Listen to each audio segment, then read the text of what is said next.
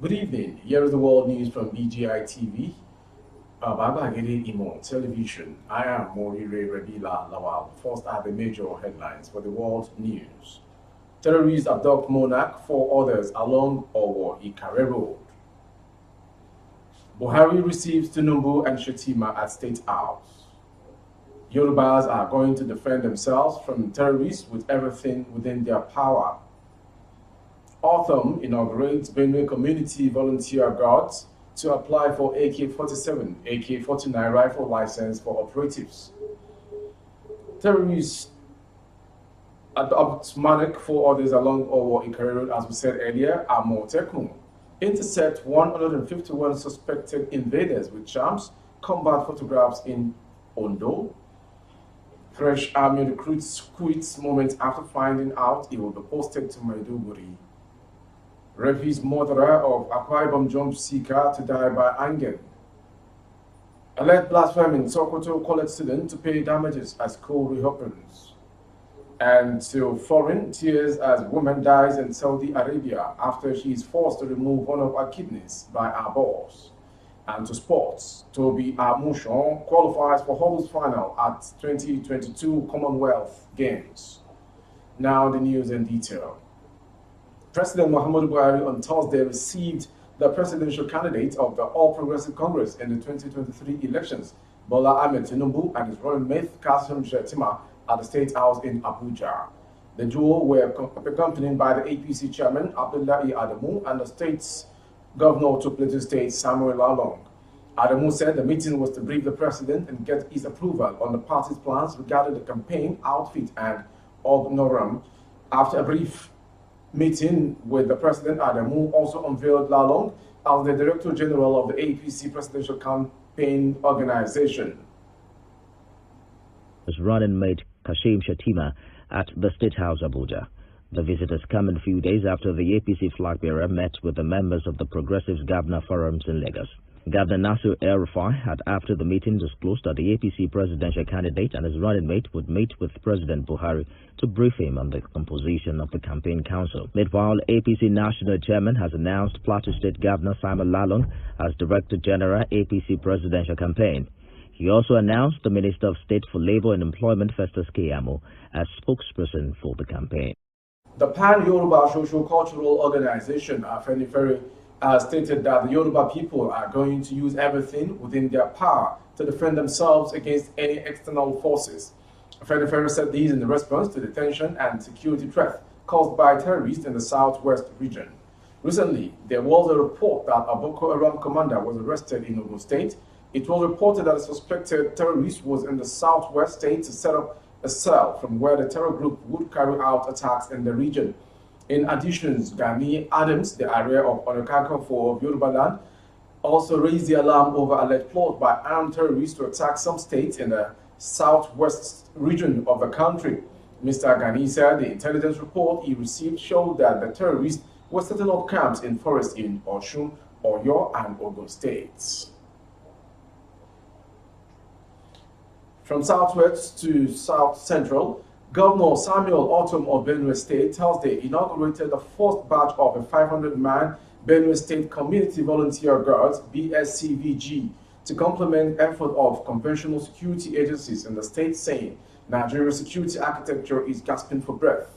The governor, who oversaw the passing out parade of the operative in Makurdi, lamented that from 2011 till date, over 5,000 Benue individuals were murdered in recurrent attacks by armed herdsmen, which left over 1.5 million persons displaced, stressing that the guards will be legally armed to discharge their responsibilities.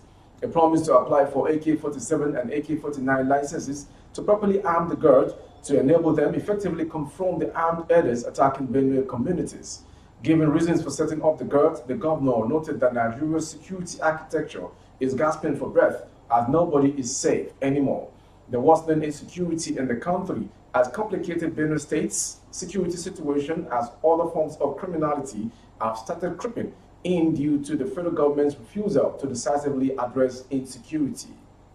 Benue State Governor Samuel Autumn has inaugurated the Community Volunteer Guards to complement the efforts of the police. The inauguration has come in barely 10 months to the end of his administration, Benue State has witnessed several security challenges, including farmers and herders clashes. Inaugurating the outfit, Governor Otom said he will continue to do what is necessary to protect the lives and property of the people. Rampaging gunmen suspected to be terrorists on Friday abducted a traditional ruler, Oniku of Iku, Mukaila Bello, along Owo Ikare Akoko Highway, Ondo State. The monarch, according to a report in intelligence, was kidnapped alongside 4 others in the early hours of Friday. Platinum Post report that Owo, which is the hometown of Governor Rdsm Akeredolu, recently witnessed a deadly attack on the Catholic Church that led to the death of dozens of worshippers. The federal government later fingered Islamic State of West African province Israel for the attack. Still on insecurity, no fewer than 151 suspected invaders have been apprehended by operatives of the Ondo State Security Network Amotekun Corps. Newsport learned that the Corps acted on intelligence about the incursion of terrorists into the southwest region of Nigeria. They were stopped at about 6:30 a.m. on the Songo axis on the Akure-Ado route by a team of the Corps who were conducting a stop and search in response to the suspicious movement. Dangerous charms and photographs of combat drills were discovered on the suspect after a thorough search. And also, it states that driver of the truck conveying the invaders claimed they were from the states of Jigawa, Katsina, and Kano, and they had chosen them among groups traveling to the southwest states. 5 women were discovered among the 151 suspects hiding inside a truck behind bags of beans and rice. The state commander of Amotekun, Akagun Adetunji Adeleye, who confirmed the development, claimed that the suspects were deftly hidden behind bags of rice.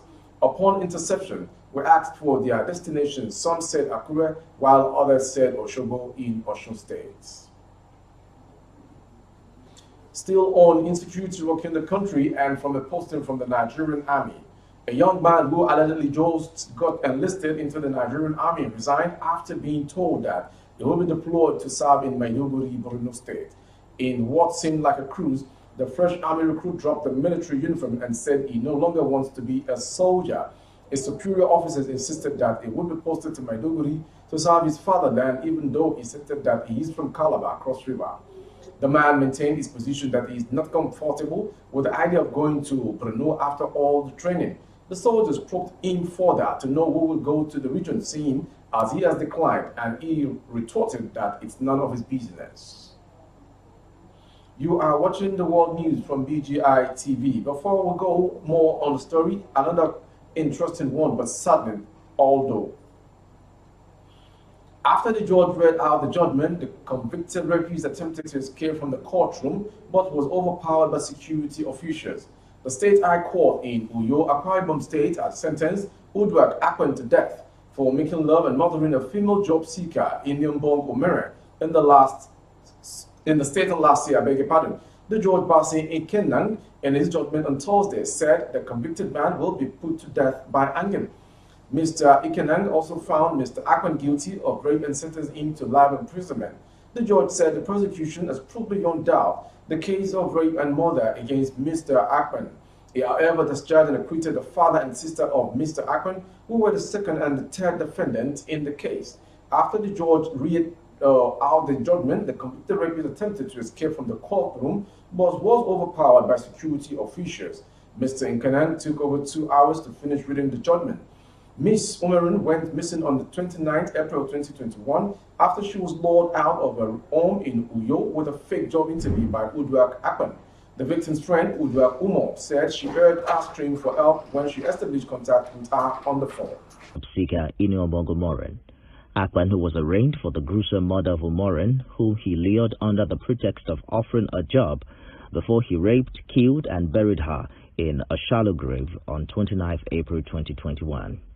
He had confessed while he was paraded that he raped and killed the 26-year-old job seeker after luring her through advertising a job vacancy. The 20-year-old suspect, who was paraded alongside his father, Frank Akpan, said he killed the job seeker to avenge what prostitutes did to him. Akpan had also in July pleaded guilty to murder when he was first arraigned before Justice Bennett Eleoma. Governor Sam. The Shehu Shagari College of Education, SSCOE, Sokoto, where a second-year student, Deborah Yakubu, was lynched in May, has been scheduled to reopen.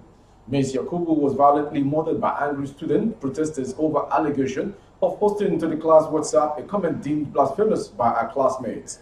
The school was immediately shut by the state government as the crisis escalated, leading to the burning down of some facilities, including a church. Ms. Yakubu's comment was said to have ridiculed Islam, blasphemer against Prophet Muhammad of Islam. The school has been scheduled to reopen by August 8. The management aide, a notice by the registrar of the college, Gandhi Asara, said the reopening was approved by the governing council of the college. The governor of Sokoto State, Aminu Tambuwa, had on Tuesday directed the governing council of the college to meet and reopen the college as soon as possible. Mr. Tambuwa gave the directive when he received the report of a 12-member committee he set up to investigate the killing of the female student of the college on 12th May.